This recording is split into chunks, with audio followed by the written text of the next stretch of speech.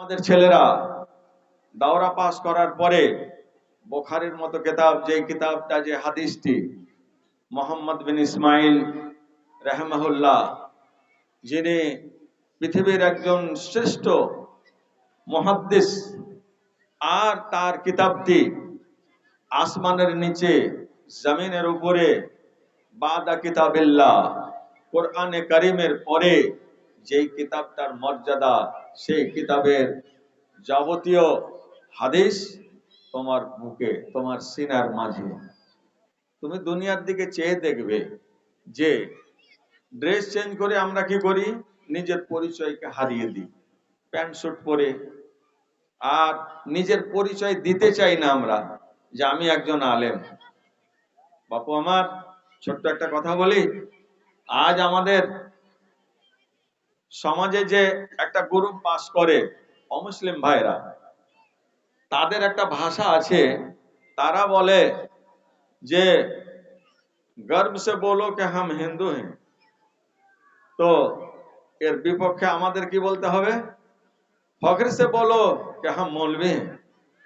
বলোগে ইনশাআল্লাহ? ইনশাআল্লাহ।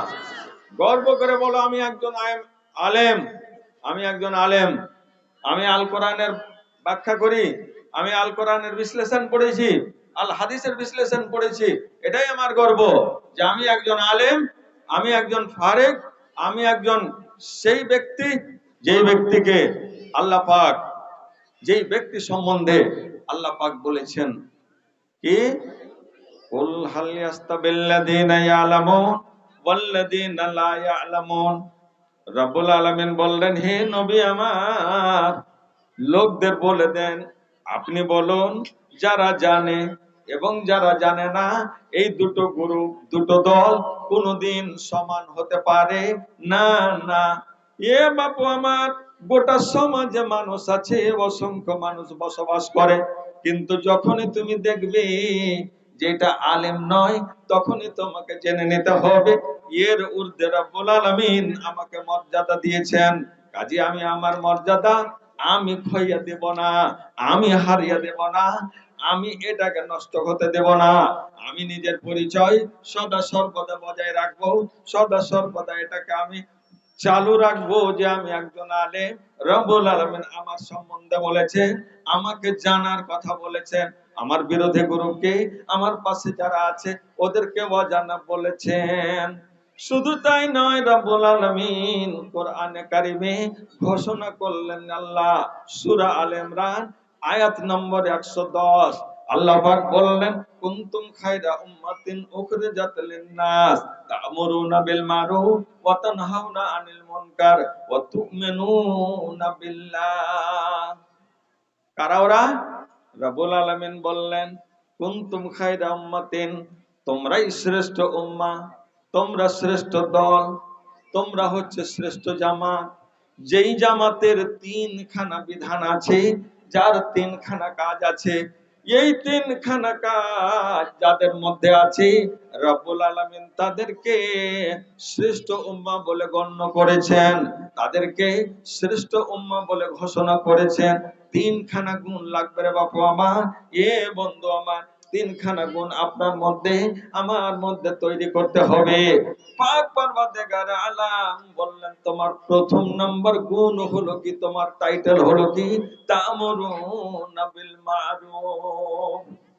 তুমি নিজের দেশে গিয়ে, নিজের এলাকায় গিয়ে, নিজের পাড়ায় গিয়ে যেখানে সংঘর্ষ হয়েছে, যেখানে গন্ডগোল হয়েছে, যেখানে কোন রকমের অপ্রীতিকর ঘটনা ঘটে গেছে, ওখানে একজন আলেম গিয়ে যখন দাঁড়াবে, খোদার কসম আপনাকে বলি, অন্যান্য মানুষেরা যখন সমাজকে যখন থামতে বলে, সমাজকে যখন কথা বলতে বন্ধ করতে বলে, তাদের কথায় তারা কর্ণপাত করে না। কিন্তু একজন আলেম যখন ওখানে গিয়ে দাঁড়িয়ে যায়, আলেম যখন বলে, ভাইরা আমার, আপনারা শান্ত হয়ে যান, আমার দুটো কথা শুনুন, আমাকে কথা বলার সুযোগ দেন, এই আলেমের যখন সাড়া পড়ে যায়, আবার যখন পড়ে যায়, দুনিয়া তখন নিস্তব্ধ হয়ে যায়, সবাই মাথাটা নত করে দেয়। এর প্রমাণ আপনি দেখে নেন, যখনই আমাদের 8 দিনে সপ্তাহে একদিন যখন আমাদের খুতবা চলে, কোন মানুষের, কোন ব্যক্তির ওখানে কথা বলার কোন রকমের অধিকার দেওয়া হয় না। কে একজন আলেম খুতবা দিচ্ছে, খতিব, তিনি বিদ্যা অর্জন করেছেন আল কোরআনের, বিদ্যা অর্জন করেছেন আল হাদিসের, বিদ্যা অর্জন করেছে তাফসিরের, যার দরুনে আজকে খতিব হয়ে, সমাজের খতিব হয়ে, সমাজের বক্তা হয়ে দাঁড়িয়েছেন, ইমাম হয়ে দাঁড়িয়েছেন, সবাইকেই বাধ্যতামূলক শুনতেই হবে। ঠিক বলছি না ঠিক বলছি? তোমরা সাড়া দাও, কথা সত্য। তোমরা যখন কথা বলবে সবাইকে মাথা নত করে শুনতে হবে, শোনাটাই তার জন্য অপরিহার্য। কোন রকমের তার অধিকার নেই যে মধ্যখানে কথা বলবে। কারণ একজন আলেম বক্তব্য রাখছেন, একজন আলেম আল কোরআনের করছেন, ব্যাখ্যা করছেন, একজন আলেম আল হাদিসের বিশ্লেষণ করছেন, এর মধ্যখানে কথা বলার কোনো চান্স নেই। ইমাম সাহেব এবারে বলছে দাঁড়িয়ে যান, দাঁড়িয়ে গেলেন। আর কোন ব্যক্তি এখানে এই কথা বলতে পারবেন আপনারা দাঁড়ান? চট করে বলবে কেন আপনার কথায় দাঁড়াবো? কিন্তু একজন আলেম, একজন খাতিব যখনই দাঁড়াতে বলবে দাঁড়াতে হবে, বসতে বললে বসতে হবে। মান কার বেশি হলো? মান কার বেশি হলো? একজন আলেমের, একজন জ্ঞানীর, একজন বিদ্বান ব্যক্তির। সারা জাহানের মাঝে, সারা পৃথিবীর মাঝে এদের বক্তব্য সারা দুনিয়ার চ্যানেলে চলছে, সারা বিশ্বের মানুষ শুনছে, সেটাকে দেখছে, সেটাকে নিয়ে তারা রিসার্চ করছে। কথাটা কোত্থেকে বললো, এই কথাটার মূল্যায়ন করছে, ভেবে দেখছে কি কারণ। এটা তালাকের মশলা, একটা গন্ডগোল হয়ে গেছে। কে কে বলবো ওখানে গিয়ে? সান্ত্বনা কে দিবে? ওখানে মীমাংসা কে করবে? ফাইসালা কে দিবে? ফাইসালা দেওয়ার অধিকার কার? একজন আলেমের আছে। বাবা আমার, তা'মুরুনা বিল মারুফ।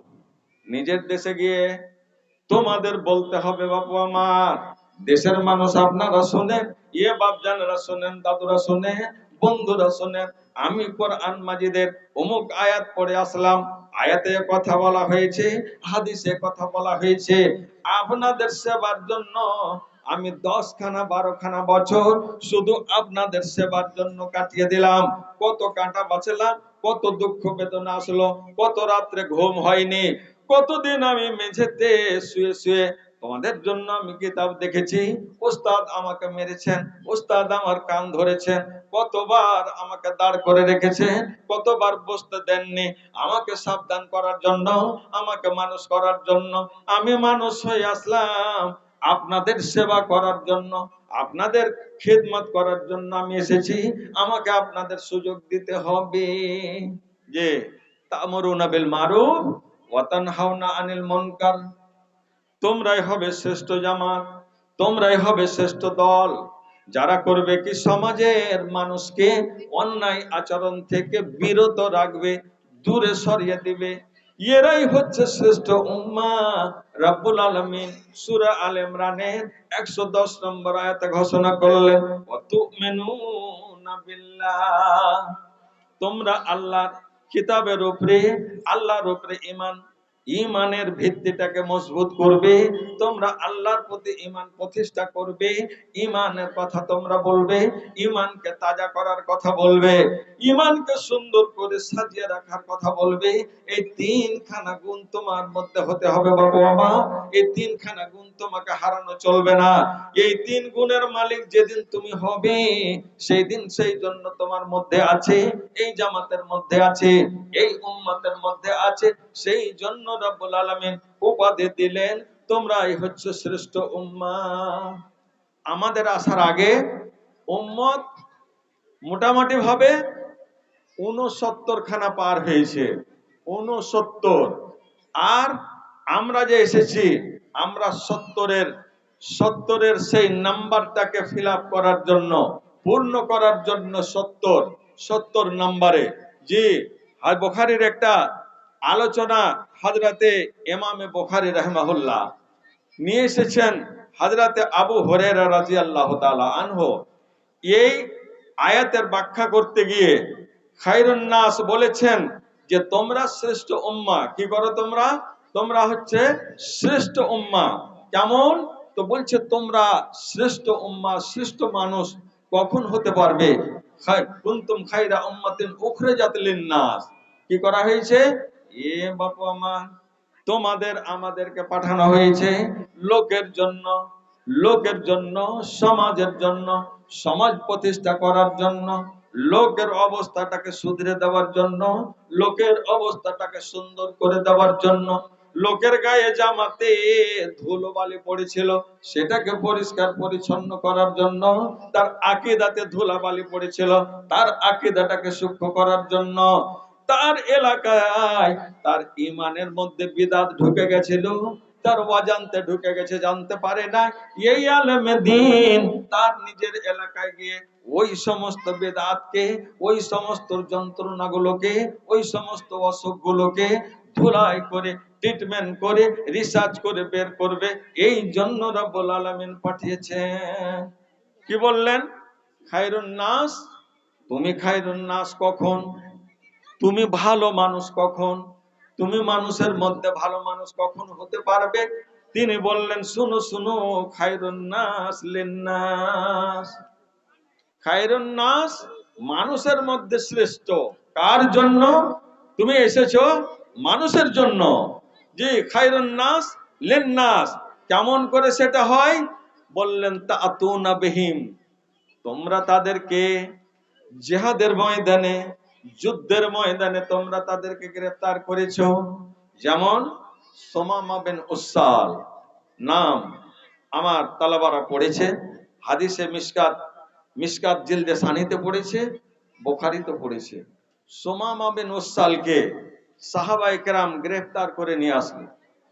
গ্রেফতার করে নিয়ে আসার পর এরা মানুষের জন্য কেমন ভালো, যখন গ্রেফতার করা হয় তখন পুলিশ সেজে গ্রেফতার করে, তখন দারোগা সেজে গ্রেফতার করে, ফৌজি সেজে গ্রেফতার করে। গ্রেফতার করে নিয়ে এসেছে, আর তাদের সামনে এমন সুন্দর আচরণ দেখিয়েছে, তার সামনে এমন সুন্দর আখলাক পরিবেশন করেছে, তার সাথে এত সুন্দর সুন্দর তার ব্যবহার দেখিয়েছে। তার ব্যবহারে আকৃষ্ট হয়ে সেই অমুসলিম ভাই আমার, সেই অমুসলিম ভাই তার কাছে কালেমায়ে শাহাদা পাঠ করতে বাধ্য হয়েছে। বন্ধু আমার, এ বাপু আমার, বললেন, তাআতুনা বিহিম ফিস সালাসিল ফি আনাকিহিম, যখন তোমরা তাদেরকে গ্রেফতার করো তখন তোমরা তাদের গলায়, তাদের বুকে, তাদের হাতে, তাদের পায়ে তোমরা তখন বেড়ি লাগিয়েছিলে, জিঞ্জির দিয়ে বেঁধেছো। আর জিঞ্জির দিয়ে বেঁধে তালা চাবি লাগিয়ে তোমরা নিয়ে এসেছো নিজের পুলিশখানাতে, নিজের দপ্তরে নিয়ে আসলে, ইসলামিক দপ্তরে তাদের পেশ করলে। পেশ করার পরে তারা কি করলো?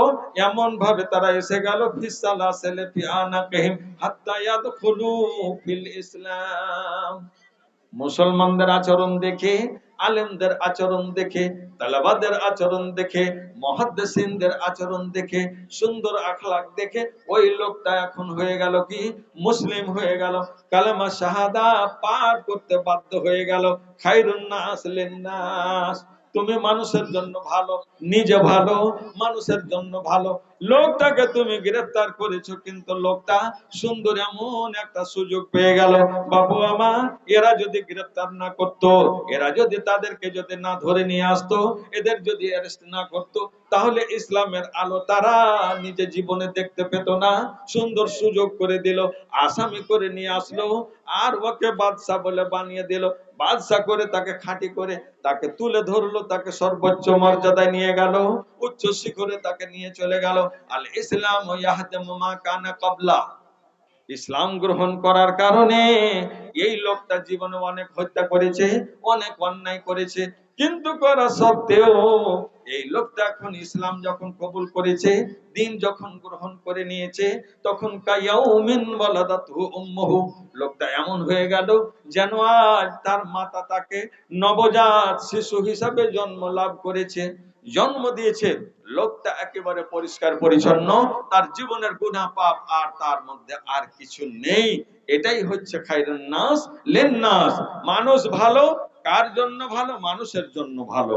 বাবু আমার, রব্বুল আলামিনের নবী বলেছেন, শর্ট করছি, নবী আমার বলেছেন যে মাইয়ুরিদিল্লাহু বিহি খায়রা ইউফাক্কিহুহু ফিদ্দীন।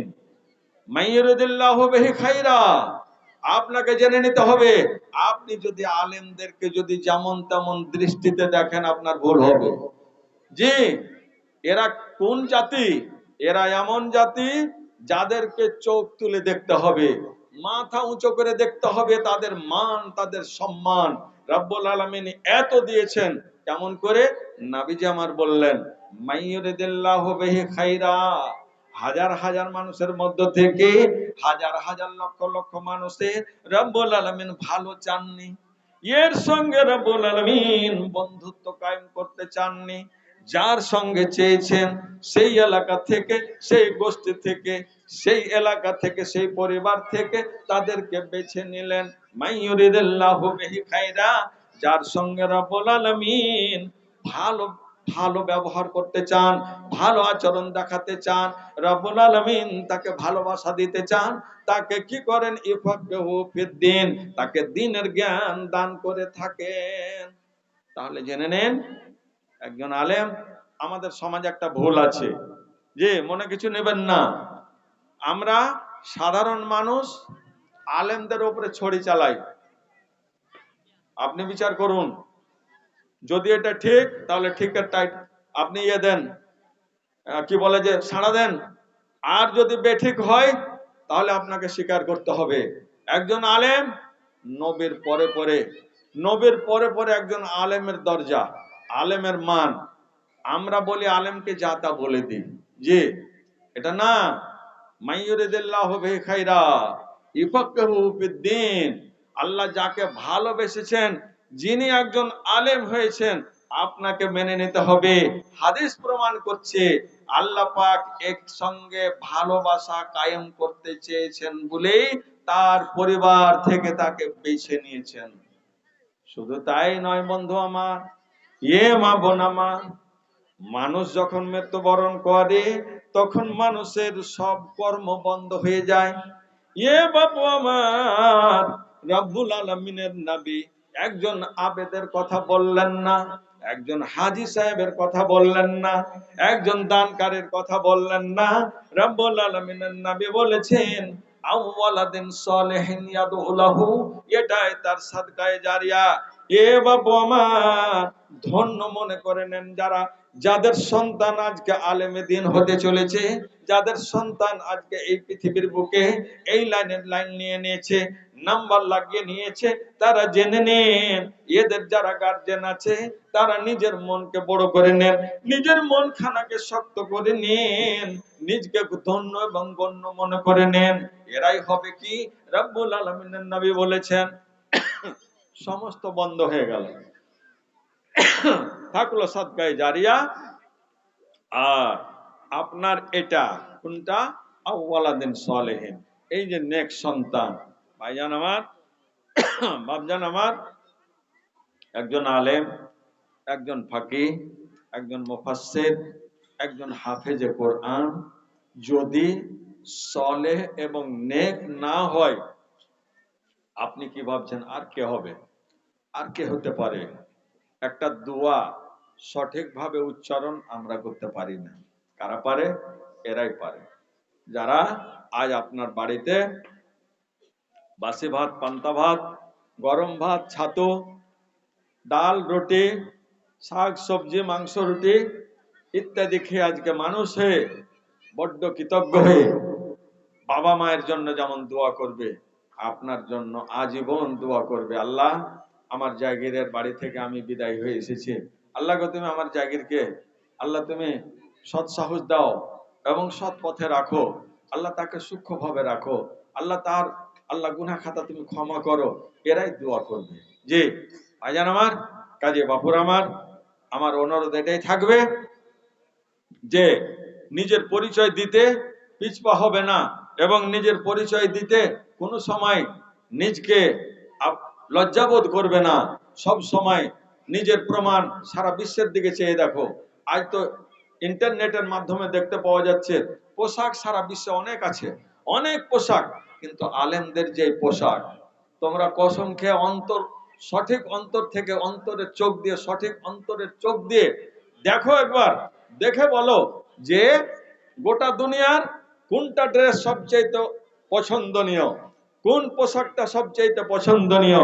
ইনশাআল্লাহ এটাই বিচার আসবে, এটাই আসবে ফাইসালা, এবং এটাই সার্টিফিকেট বেরিয়ে আসবে যে যত দেখলাম পাঞ্জাবি পায়জামা টুপির চাইতে ঊর্ধ্বে, এক কথায় দ্বীনি লোকদের, আলেমদের, ফকিহদের, ওলামাদের ড্রেসের চাইতে আর সুন্দর ড্রেস পৃথিবীতে আর কারণ নেই।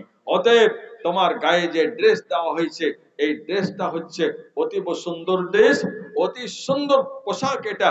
এই পোশাকের কোনো সময় অবমাননা করবে না, এই পোশাকের মান রক্ষা করবে, এই পোশাককে মান দিবে এবং নিজের মান জোগাবে, আর এলাকাতে তাবলীগ, দাওয়াত তাবলীগের কাজ করবে।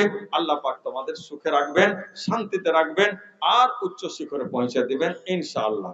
এবারে আমি বলি, যারা এই 9 জন ছেলের যারা গার্জেন, আপনি বাড়িতে বসে বসে আপনার সন্তানকে এই বালুয়াঘাট মাদ্রাসার শিক্ষক বৃন্দ আর কমিটি আরাকিন এবং এলাকাবাসী জান প্রাণ দিয়ে আপনার ছেলেকে বরণ করে নিয়েছে নিজের ছেলের মতো। কালকে দেখবেন এই ছেলেরা যখন বেরিয়ে যাবে, তখন তার জাগিরদের কি কান্না, বুক ফাটা কান্না তারা কানবে। কেন? আজ সেই ছেলেটাকে বিদায় করে দিল, যে ফারিস্তাটা তার মধ্যে আসছিল, প্রতিদিন এসে সালাম দিয়ে ঢুকছিল, হ্যাঁ, বাবা, খালা, মামু, নানি, দাদি বলে, আজ সে আমাদের মধ্য থেকে বিদায় নিয়ে নিয়েছে। তো ব্যথা কত। আমি বলবো যে আপনার ছেলে মানুষ হয়ে গেছে। এই মাদ্রাসাকে এককালীন আপনি একটা মোটা অঙ্কের দান দেওয়ার জন্য কেমন আল্লাহ বলা আছেন, এই 9 জন ছাত্রর গার্জেনের আমি সোনা মুখটা দেখতে চাইছি স্টেজের মাঝে। আর এই মাদ্রাসাকে এককালীন কৃতজ্ঞ হয়ে, শুকরগুজার হয়ে আপনি একটা ভালো অঙ্কে কতটা দিতে পারবেন এটা আপনার ব্যাপার, বেঁধে দিচ্ছি না এই জন্যে, জানি না আপনার আর্থিক অবস্থা কেমন আছে। আশা করি ভালো আছে। তো আছেন, তোমাদের গার্জেন এসছে? আচ্ছা, এই ছেলেদের গার্জেন যারা, তারা আপনারা আসুন, জায়গিরের আসুন। এই ছেলেদেরকে ফারেক করাতে মাদ্রাসা কর্তৃপক্ষের একটা মোটা অঙ্কে খরচ, যে গোটা বছর এতগুলো আলেম ওলামায়ে কেরামকে, শিক্ষক বৃন্দদের রেখে তারা যে বেতন এবং ঘর বাড়ি তৈরি করে ইলেকট্রিক ইত্যাদি যত খরচ করেছে, এর খরচের ইয়ত্তা নেই। তাতে একটা অংশ আপনি নেন। আশা করি মা বোন আপনারাও কেউ থেকে থাকলে, যদি কোনো ছেলের মা থেকে থাকেন, খালা থেকে থাকেন, মাসি থেকে থাকেন, আপনিও কৃতজ্ঞ হয়ে,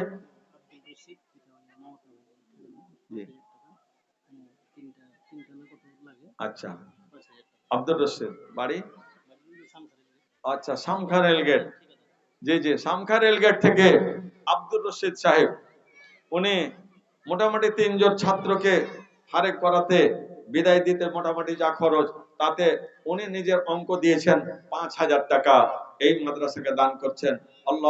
আল্লাহুম্মা তাকাব্বাল মিন্না, আল্লাহুম্মা তাকাব্বাল মিন্না ইন্নাকা আনতাস সামিউল আলিম, আল্লাহুম্মা সাল্লি আলাইহি ওয়া বারিক আলাইহি। ধন্যবাদ তাকে, অসংখ্য ধন্যবাদ।